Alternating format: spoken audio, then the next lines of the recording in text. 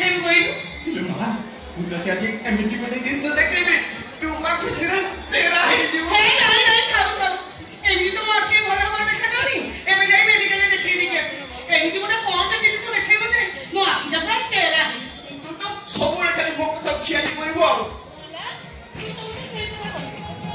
ବନ୍ଦ ହେଇଯାଉଛି ରେ। ଏମିତି ଗୋଟେ ଜିନିଷ ଦେଖେଇବେ ଯେ ମୋ ଆଖିଟା ପୁରା ଚେହେରା ହେଇଛି।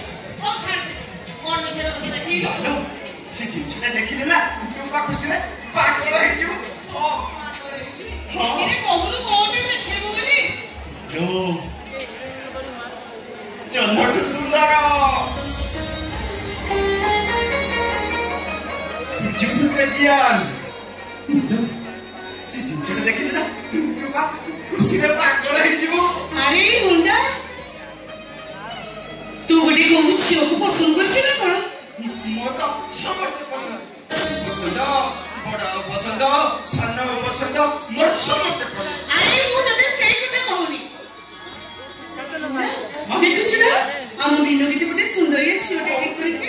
ବାହା ହେବା ପାଇଁ ମୋତେ କହୁଛି। ସେମିତି ଗୋଟେ ସୁନ୍ଦରିଆ ଝିଅ ଠିକ କରି କୋଉଠି